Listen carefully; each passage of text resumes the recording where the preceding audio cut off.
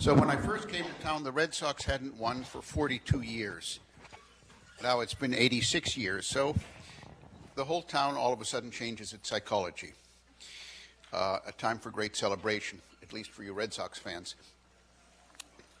After last lecture, I had an interesting conversation with one of you. One of you came up to me and said, very politely, Professor Weinberg, do you have some lecture notes that you have written out what the important points of the lecture are that you could give me or that you give us? And I said, you know, I'm not really interested in doing that. And the reason I'm not really interested in doing that is that the main function of this course is to enable you to listen to when somebody is talking about conceptually complex things and to distill what's being said and to figure out in your own mind what's important and what is just another piece of drivel coming out of my mouth or Eric Lander's mouth. In fact, speaking for him, if I can allow myself, and myself, in the end, we don't really care that much whether you know the difference between DNA and RNA or proteins and phospholipids. What we're really interested in doing is to use this course as a vehicle for pushing you to get your brains functioning even better than they already are. And therefore, if you learn in this course how to think about very complex subjects and figure out what's really going on, then this course will have more than paid for itself in terms of the energy you put into it. So that's part of the reason why we don't provide you with lecture outlines. We want you to figure out what's important on your own. Being able to do so will itself be a major triumph. At the end of our discussion last time, we talked about the cell cycle, the fact that it has four major active phases, G1, S, G2, and mitosis. We talked about mitosis, and we talked about the fact that when cells emerge from mitosis, from M phase, in the absence of growth stimulatory factors, then they go into G0. And if they're provided with growth stimulatory factors, then they'll go back into the active cell cycle. And this G0 phase we talked about is a quiescence phase. It's a resting phase. In fact, there are two kinds of quiescent cells in our bodies. Those that go into quiescence, non-growth, reversibly, and are able to re-emerge back into the active cell cycle, and those cells which have irreversibly retreated from the active cell cycle. So, for example, there are many cells in our brain where no matter what you do to them, they will never be able to go back into the active cell cycle, and they are, in that sense, considered to be post-mitotic. Post-mitotic meaning that they will never again grow. It's really not clear which of the post-mitotic cells, which tissues in the body harbor post-mitotic cells. We used to think that most of the differentiated cells in our body are post-mitotic. And when I say differentiated, a topic we will not get into for the moment, what I mean is that different cells in different parts of the body have become differentiated by becoming very specialized to become neurons or becoming liver cells or to becoming skin cells and so forth. And it is probably the case that there are many kinds of differentiated cells in the body which once they differentiate will no longer enter into the active cell cycle. Now, getting back to this, as I also mentioned, if we look at a petri dish, then, and we put cells like fibroblasts, connective tissue cells in the bottom of the petri dish, as I told you last time, if you provide those cells with a medium which contains all the requisite nutrients, these cells will sit here happily for an extended period of time, and, but will not proliferate. However, if you add to their serum, add to their medium, you add serum to this medium. Serum usually comes from cows, therefore it's called bovine serum. Then the serum, in addition to the nutrients present in the medium, will indeed provoke these cells to proliferate. And there are agents in the serum. In fact, there are agents which are called growth factors, which are contained within the serum, which are responsible for inducing these cells to begin to proliferate. Well, it's instructive just for a moment to step back and ask ourselves, what actually is serum? How do you get serum? And the way you get serum is you take blood and you allow it to clot. And when blood clots, the platelets in the blood, platelets are small cellular fragments. They have an intact plasma membrane, but they're very tiny. They don't have a nucleus.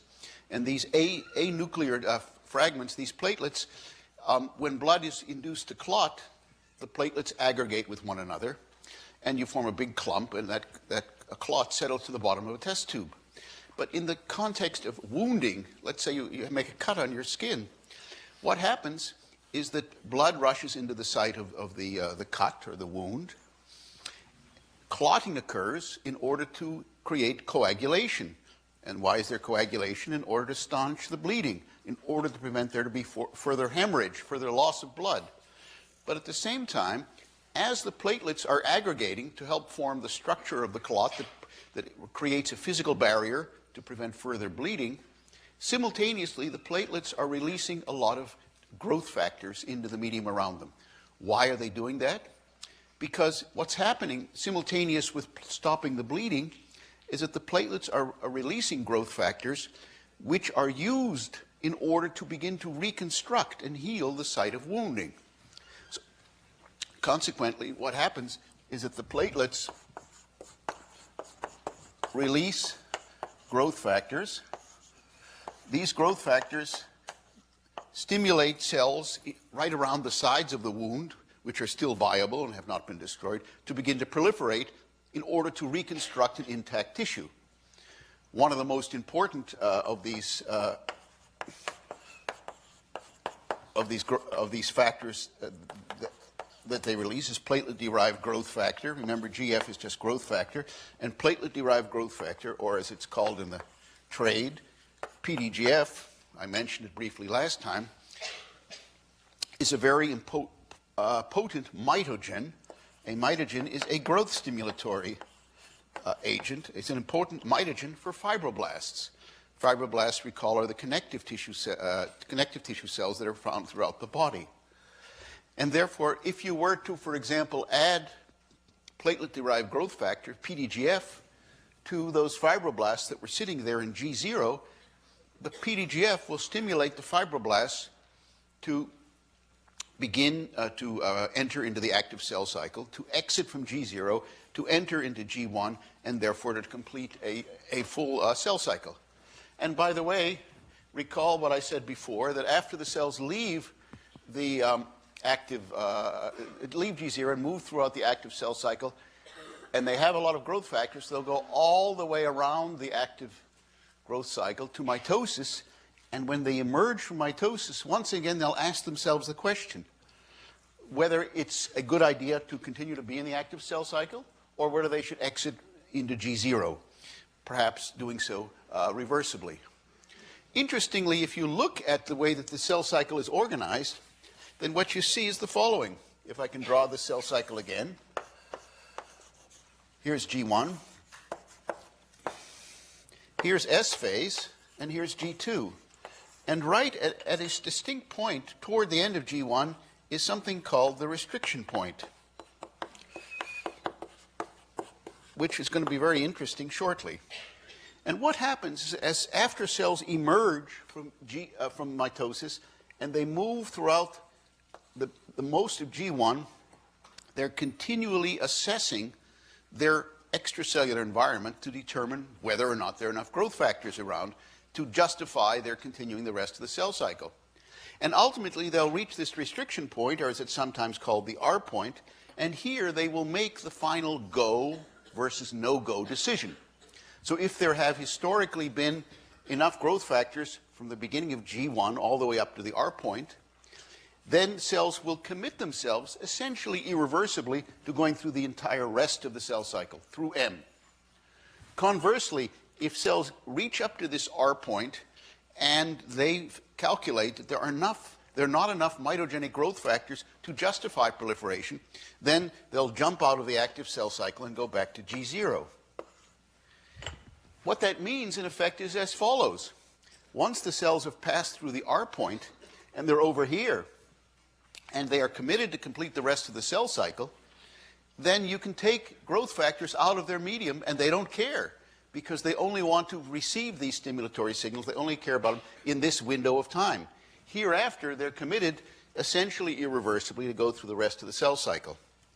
There are, as it turns out, also growth inhibitory factors. So here we've been talking about mitogens, growth inhibitory factors. So an important growth inhibitory factor is, for example, TGF-beta. And TGF-beta works exactly opposite to PDGF because it is a signal which is present in extracellular space and tells the cell it should stop proliferating. And therefore, TGF-beta, if it's present in large amounts in this part of the cell cycle, if the cell experiences in large amounts, that will influence the cell not to move through the restriction point. Conversely, if it's absent, then obviously PDGF can have the undiluted attentions of the cell. And therefore, what I'm trying to convey by this is to tell you that the cell balances both its growth stimulatory and growth inhibitory signals that it's receiving from extracellular space. These decisions are weighed, and finally down here, the cell will make the binary decision to go ahead or not to go ahead, depending on historically how many of these factors it's recruited in this specific window of time. Recall, as we said last time, that once a growth factor like PDGF goes to the plasma membrane, it encounters a receptor on the surface, which, let's say, we call the PDGF receptor. And I'll just draw it like this for the moment.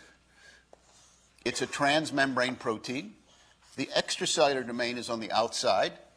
And I'm drawing two copies of the PDGF receptor here for reasons that will become apparent in a moment. And what happens is that PDGF, which, for example, can be itself a dimer, it can be a dimeric growth factor. So it has two distinct subunits in it. They're both essentially equivalent to one another, but it is dimeric. And this dimeric structure of PDGF allows it to bind to two growth factor receptors simultaneously. Well, why is that interesting? It's interesting for the following reason. These transmembrane PDGF receptors, like the ones I've indicated right here, they're anchored in the plasma membrane because there's a portion of their sequence right in here in the transmembrane domain, I'm indicating it here in the orange, which contains highly hydrophobic amino acids. And those hydrophobic amino acids obviously love to be in this hydrophobic environment of the lipid bilayer, but they have no effect at all on whether the PDGF receptors can traverse in the plane of the plasma membrane. So the PDGF receptors can move across the face of the plasma membrane. These ones can move to the right or the left, but they're not going to come in or out because they're anchored in this lipid bilayer by this stretch of hydrophobic amino acids. Now, what happens, interestingly, when PDGF, the dimeric receptor, binds to two of these PDGF receptor molecules, which, as I told you, have the freedom to translate laterally in the plane of the plasma membrane, what happens is it will bind two of these receptors, and in so doing, it will pull the two receptor molecules next to one another. Previously, they were just floating around in the plane of the plasma membrane, having bound their ligand. Recall that PDGF is considered a ligand for the PDGF receptor. It will cause these two receptor molecules to now become pulled very close to one another. So I'll redraw it now like this. Now these two receptor molecules look like this. They're cheek by jowl.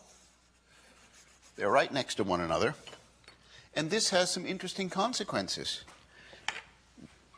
Of great interest here is the effect this has on the ability of the PDGF receptor to emit signals into the cytoplasm. Because recall that the end game here is always how does the intracellular part of the cell know that there's been an encounter with the growth factor in the extracellular space. And this signal emitting power of the PDGF receptor comes from the fact that once these two domains are brought together, each of these two domains is able to modify the other and change the other, i.e., subunit A modifies subunit B modifies subunit A. And how is this modification achieved? It is achieved in the following way, that this domain, which I've just been writing like this, is a rectangle, is actually a catalytic agent. It's actually a tyrosine kinase. So it's an enzyme, and a tyrosine kinase is an enzyme that takes the gamma phosphate from ATP, the high energy phosphate from ATP, and transfers it to tyrosine amino acids that are present on substrates. So if here's an amino acid sequence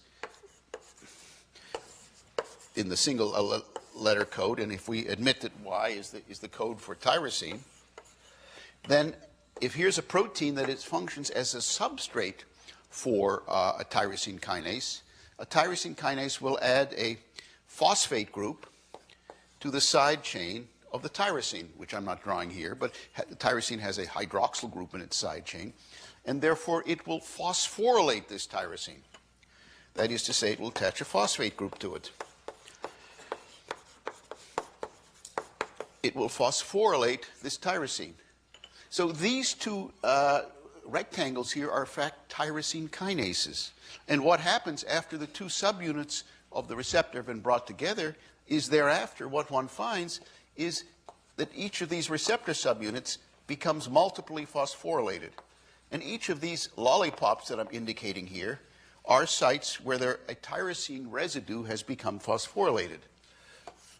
In fact, there's a tail of the PDGF receptor that extends even further to the cytoplasm, which also acquires a number of different phosphates on it. And again, I remind us that this phosphorylation really is what's often called transphosphorylation, because each receptor molecule phosphorylates the tyrosine residues on the other. Obviously, when these two receptor molecules are far apart in the plane of the plasma membrane, this transphosphorylation cannot occur. But once the two tyrosine kinase have been brought together, pulled together by the dimerization of the receptor, now this cross-phosphorylation, each phosphorylating the other, can occur, and soon the receptors are highly phosphorylated, all of these phosphate groups, to repeat myself, being attached to tyrosine residues in their cytoplasmic domains. And this, in turn, creates interesting docking sites for a variety of other cytoplasmic signaling proteins. And we'll talk about some today and next time. But what I want to leave you with is the following impression, that after this phosphorylation actually occurs, there are a number of molecules in the cytoplasm, signaling molecules, that have affinity for binding these phosphotyrosines. When I say phosphotyrosine, obviously I'm referring to the phosphorylated form of tyrosine that's been created by a tyrosine kinase enzyme. So here's one molecule that can bind. Here's molecule A can bind to one of these phosphates. Another one can bind to this phosphate specifically. And each of these molecules, once they're attracted to this phosphorylated receptor, can then emit downstream signals, send a variety of signals into the cell that ultimately end up in persuading the cell to proliferate. And so these effects here of growth factors in the G1 phase of the cell cycle are mediated by this transmembrane signaling, by the activation of this PDGF receptor, for example, and by the resulting release of downstream signals into the cell, which persuade the cell to proliferate or not to proliferate. To be sure, when platelets clot, when platelets aggregate, and they release PDGF, they also release other kinds of growth factors. For instance, there's another growth factor that's called IGF-1, insulin-like growth factor, and that has its own receptor on the surface of cells. And there are on a cell hundreds to thousands of these PDGF receptors. There are IGF receptors, there are EGF receptors, and a cell often will require several distinct kinds of growth factor activations in order to proliferate. So this is only a minor part of the entire exposure that a cell experiences in the G1 phase of the cell cycle.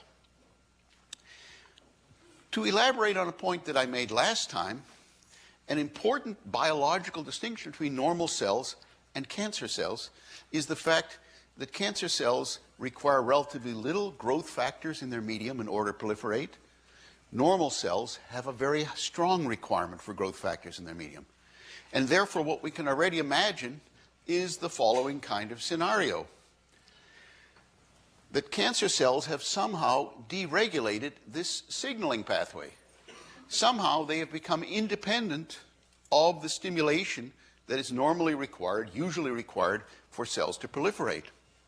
And in fact, we know of several different ways by which cancer cells can acquire this independence. One of the most important ways, it's a really interesting one, is here's a cancer cell, which we'll talk about very shortly. And what you find in certain kinds of cancer cells is that the cancer cells themselves release growth factors into the medium. So there are certain kinds of cancer cells that will release, let's say, a growth factor that's like EGF into the medium around themselves. Well, you say that's kind of amusing, but so what?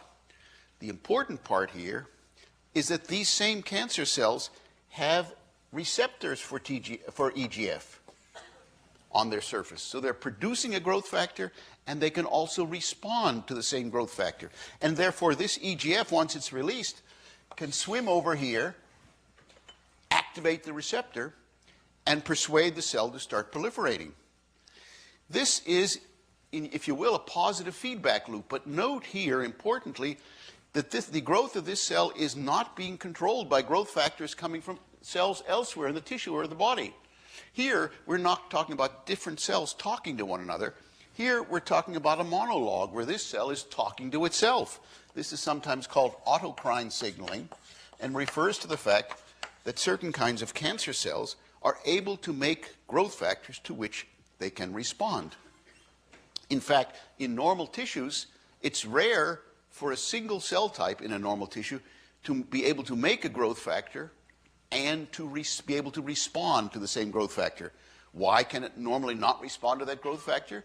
Because it won't make the receptor for the growth factor. For example, epithelial cells, like the cells in your skin or the cells lining the gut, they can release PDGF, but they don't have a PDGF receptor on their surface. And therefore, even though they release copious amounts of PDGF, that will not result in this autostimulatory proliferation, and therefore you don't have this decontrolled cell proliferation that you see often in cancer cells, this autocrine loop. In many kinds of cancer cells, you have another alteration of this growth factor signaling pathway. And here what we see is the following. Instead of there being a small number of growth factor receptors on the cell surface, now there are 10 or 20 or 50 times more than are normally present on the cell surface. In other words, the growth factor receptors are what is called overexpressed.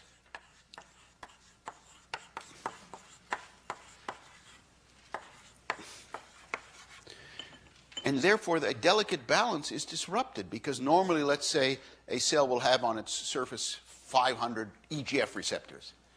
But in many kinds of cancers, probably 30 or 40% of all carcinomas are the tumors from epithelial tissues, you'll find overexpressed EGF receptor. Well, why is that interesting? It's interesting for the following reason. I told you before that the activation of a receptor depends on its ligand persuading two receptor subunits to come together and start firing, as we just discussed. But if now all of a sudden the cell contains large amounts of this growth factor being expressed, of the growth factor receptor being expressed on the surface, 10 or 100 times more than normal, then these growth factor receptors are going to be rather densely packed on the cell surface, and now they may just come together because they happen to bump into each other very frequently. They don't need the growth factor to pull them together just because there's so many of them. So there's random interactions, random bumping together, and these two growth factor receptors may just bump together and thereby send signals into the cell, persuading the cell that there's been some kind of growth factor in the extracellular domain that's been encountered, when in fact all that's happened is that there's so many of these growth factor receptors around that they're constantly bumping into each other, and while they've collided with one another, they can activate signaling and release growth stimulatory signals into the cell. There's another kind of alteration of growth factor receptors that's also seen in many kinds of human tumors. For example, in glioblastomas, which is a brain tumor.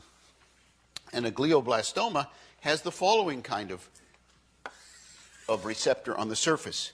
It has truncated forms of the EGF receptor on the surface, where a lot of the ectodomain is simply not present. So here's the normal EGF receptor. Here's a truncated EGF receptor, where a lot of the extracellular domain, which I'm calling the ectodomain, has simply been lopped off. How has it been lopped off? Well, there's been a mutation in the gene which has, in effect, deleted segments encoding the N-terminus of the receptor protein, which normally sticks its head out of the cell. And now you have these truncated receptors, and such truncated EGF receptors are able to fire constitutively. Constitutively implies that these receptors are able to fire in a fashion that is no longer regulated by physiologic signals. It's a high, steady rate. So now these receptor molecules, these truncated receptor molecules, flood the cell with growth stimulatory signal, and for reasons that aren't really clear to this day, these truncated receptor molecules can dimerize, they can come together even if there's no extracellular ligand present, even if there's no growth factor in the extracellular space. And we now realize, for example, that there are a variety of structurally altered receptors that fire constitutively into a cell in many kinds of human tumors, and in each case, the cancer cell is deluded into thinking that some growth factor has been encountered out here, when in fact there's none at all.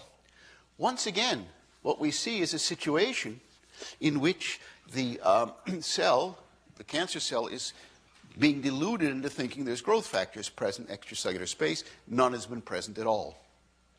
There have been a variety of drugs developed against, for example, lung cancer. And there are a variety of different kinds of lung cancers. One is called non-small cell lung carcinoma. We don't have to deal with those subsets of lung cancers. And it turned out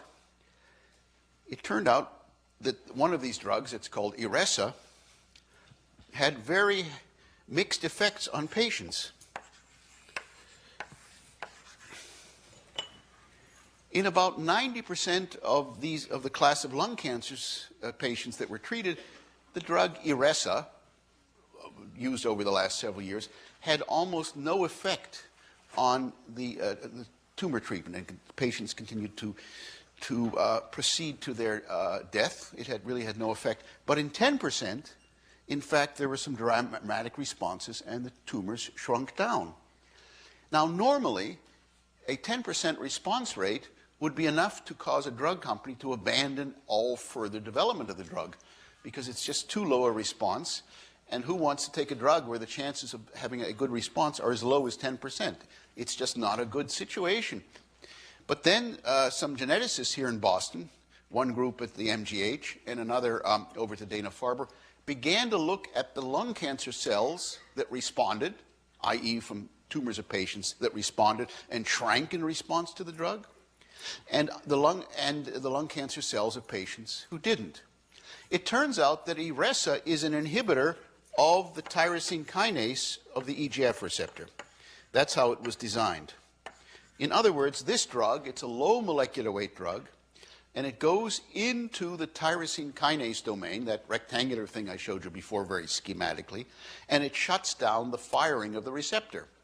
That was the motivation behind creating this drug. So Iressa shuts down the EGF receptor, and 10% of lung cancer patients, their tumor shrank.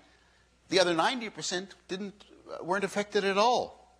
And what these two groups of geneticists found over the last 3 or 4 months is that the patients whose tumors responded had tumor cells where the EGF receptor was mutated and therefore firing in a constitutively active fashion.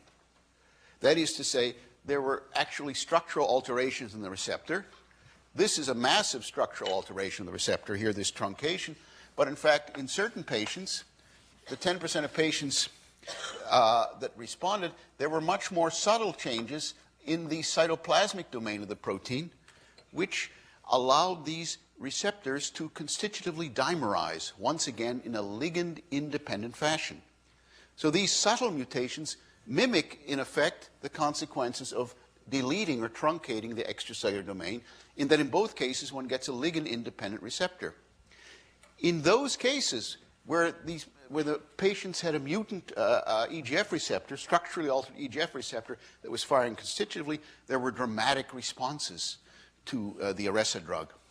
In the 90% of patients where there was no effective response to the drug, the EGF receptor was wild type. It was present in a wild type configuration. It might have been slightly overexpressed, but it continued to function essentially as a normal EGF receptor. And this represents a major advance in cancer therapy, because it suggests that one has to begin to understand what subsets of patients one should treat with a drug which can, on its own, have quite toxic effects on the patient. And from now on, to state the obvious, when one gets lung cancer patients, one will check quickly using various reactions, like the PCR reaction, to see whether or not their cancer cells have a mutated EGF receptor. And if they do, they will be candidates for Iressa treatment, with the expectation that 60, 80, or even 100% of them will have tumors that respond. And if they don't have a mutated EGF receptor, then they will not be subjected to treatment by this drug. This is the beginning of a new era of cancer drug treatment. It's called rational drug design, or rational treatment, where you don't just lump all the patients with a certain disease together and say, let's give them all this drug and throw things up in the air and see what happens. Here, one begins to do a genetic diagnosis of the genomes of the patient's cancer cells in order to determine whether or not they have certain mutated genes. In this case, we're referring to one of these growth factor receptors.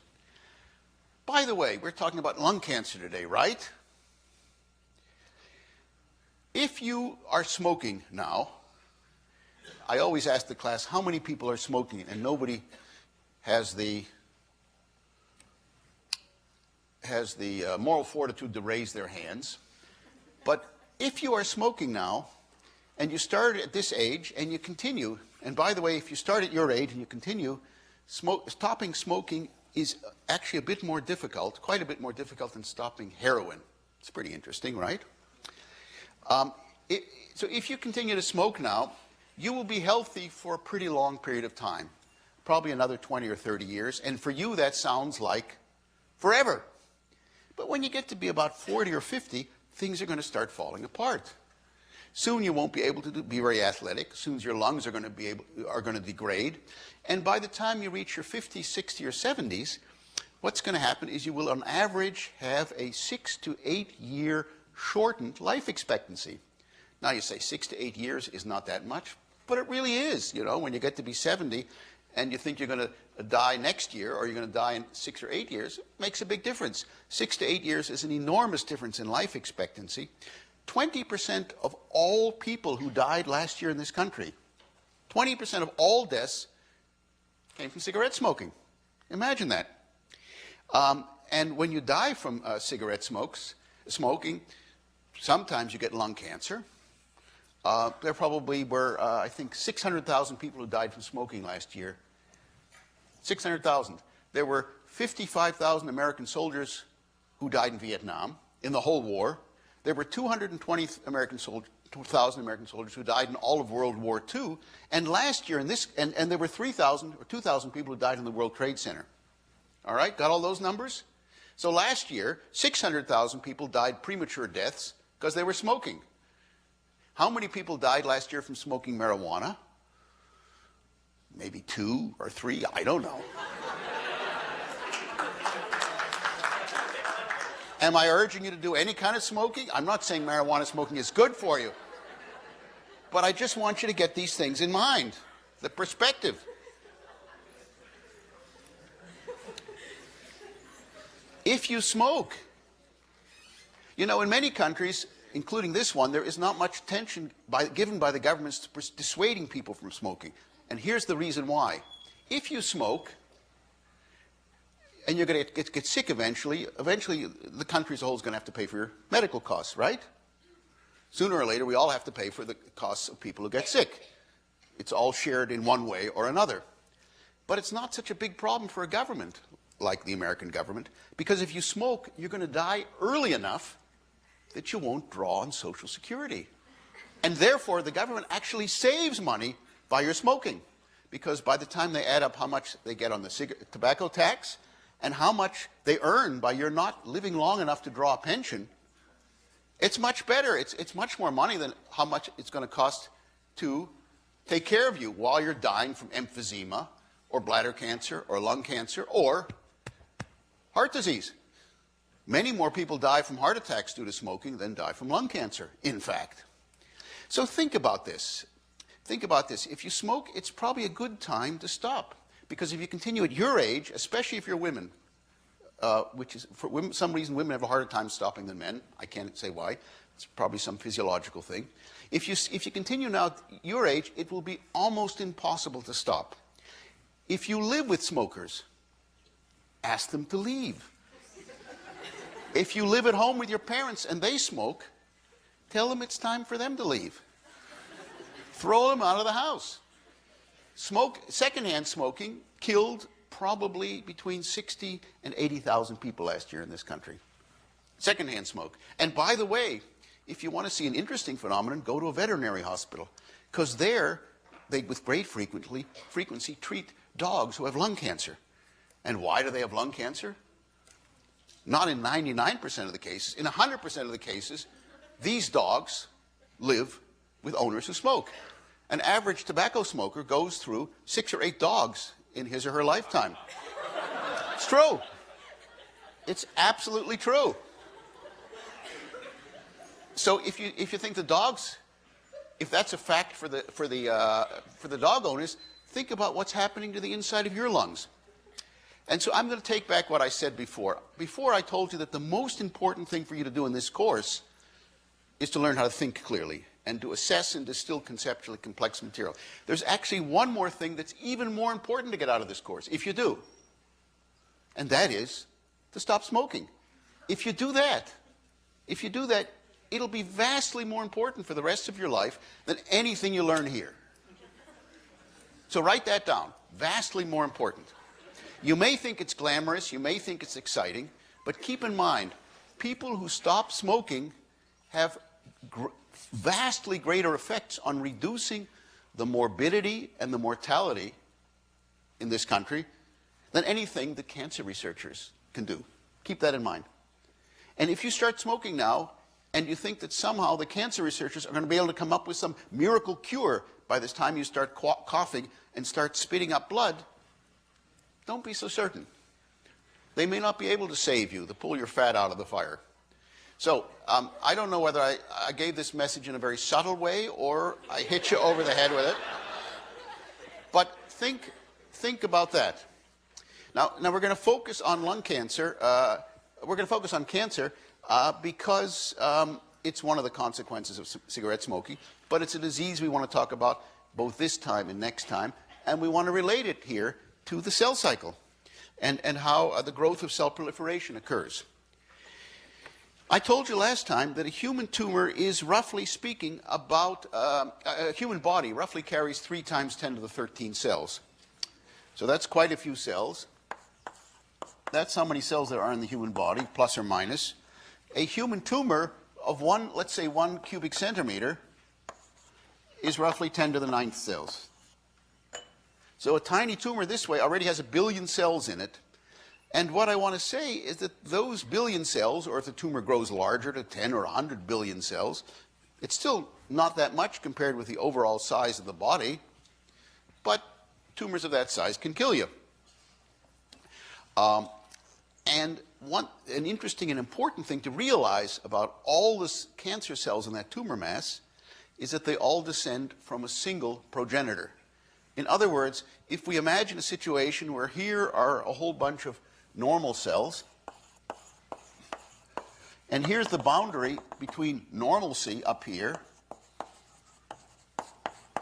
and malignancy. Malignancy obviously refers to cancer.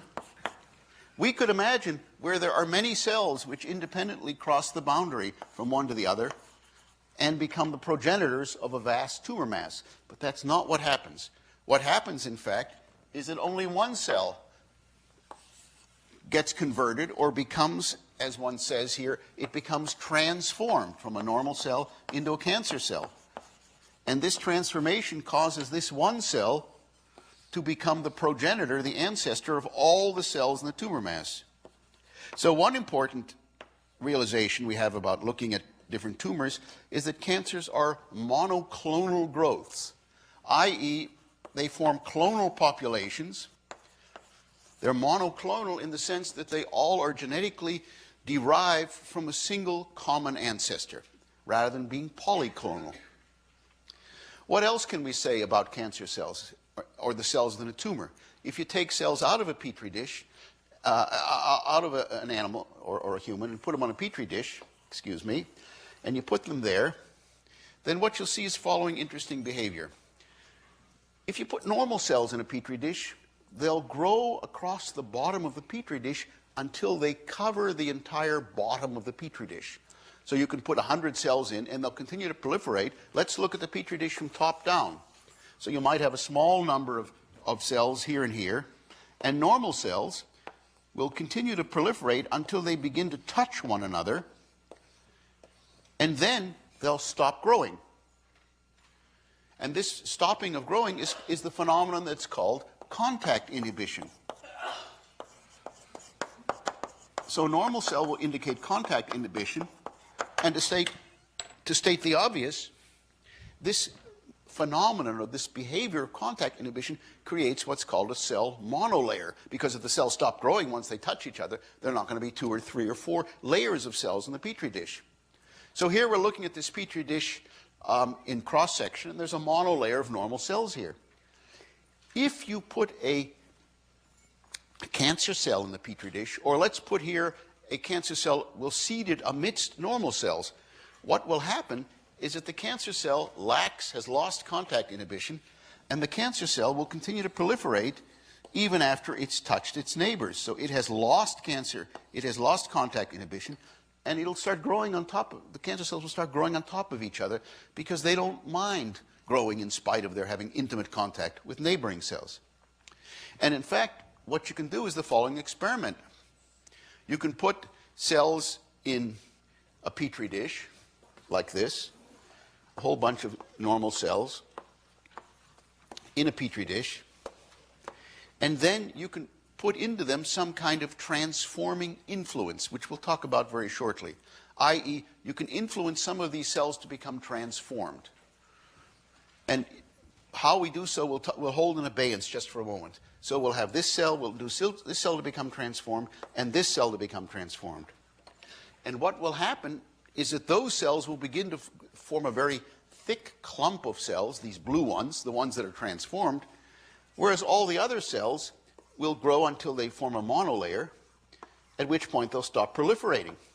So the cancer cells keep piling up, and the transformed cells, transformed by one or another agent, we won't talk about that yet, continue to proliferate long after the normal cells have stopped proliferating.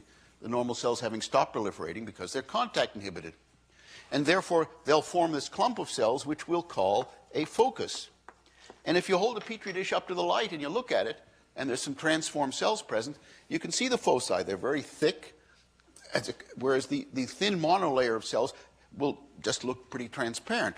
But this focus will look highly opaque by virtue of the multiple layers of cells that are involved in it. Now, in fact, we can begin to ask the question of how and why cells like this become transformed and exhibit this behavior. In fact, until the 1980s, there wasn't really a clear understanding about how that happened. I've already given you some clues, because I've already told you the fact that certain cancer cells carry mutant genes. What kind of mutant genes? Well, I gave you, in anticipation of discussion, the fact that certain cancer cells carry mutant genes that specify mutant growth factor receptors. And these mutant growth factor receptors, as I indicated, begin to push the cell to proliferate. And so that already anticipates a conclusion we're about to make, which is that the reason why cancer cells behave abnormally is that they carry mutant genes. Now, let's talk about the nature of these mutant genes, because if you look at these mutant genes, invariably they are the consequences of what we call somatic mutations. By that, I mean the following. Let's say we all start out with a really good set of genes, and thank the good Lord, we all do. But as we go through life, through accidents or through intent, we can damage these genes. We can muck them up in different ways. And this damage may occur to cells in the skin, they may occur to cells in your belly, they may occur to cells in the brain. And these are called somatic mutations, in contrast to the germline mutations that affect one's offspring. Because, as you must realize by now, the only way you can have mutations that affect your descendants is if those mutations strike in the gonads and affect the genomes of either sperm or egg. But the mutations occurring everywhere else in the body outside of the gonads, because they occur in, this is somatic, excuse me, because they occur in the soma. The soma is defined as the entirety of the body outside of the gonads, outside of the germline. These somatic mutations might affect the tissues around them, but they will not be transmitted from one organismic generation to the next. And accordingly, we begin to imagine, in fact correctly, we begin to construct this model that one of the most important mechanisms of creating a cancer cell is to damage its genome. So I'll tell you a story now, which I'm only going to finish on Monday. We have, let's imagine, a 55-year-old, this is a true story, 55-year-old man who's been smoking since he or she, he, was 15 years old. So he's been smoking for 40 years, and during those period of 40 years, by the way, I'm not saying whether I'm for or against smoking, you understand that. During that period of 40 years, this person has been introducing large amounts of tobacco smoke compounds into his lungs. Now, it turns out that these compounds, this tobacco smoke compounds, are carcinogens. You know, carcinogen means it causes cancer. But it happens also to be the case that a lot of carcinogens, cancer-causing compounds, are also mutagens. That is to say, they can mutate DNA. So here we have a scenario that we're going to set up for next time. 55-year-old man smokes for 40 years, dumps a lot of carcinogens into his lungs. The carcinogens, which are which induce mutations very potently, are passed from his lungs into his blood, and they go from the blood into the kidneys, and from the kidneys they are excreted into the urine, and then they sit around in the bladder for a while. And let's imagine now that the urine of this man has all these highly mutation-active carcinogens in his urine, which in principle can begin now to strike out and attack the genomes of the cells lining the urinary bladder. In other words, by smoking cigarettes, you can actually mutate the genomes, somatic mutation, the genomes of cells lining the bladder of the urinary bladder. Or, of course, to state the obvious, you can also mutate the genomes of the cells lining the alveoli in the lungs. That's why you get lung cancer. And a consequence of this can be, with serious probability, that now some of these cells become mutated, and that in turn will lead to a life-threatening tumor. So on this very cheerful note, and you're having heard two major take-home lessons, have a great weekend. See you on Monday. Enjoy the parade tomorrow.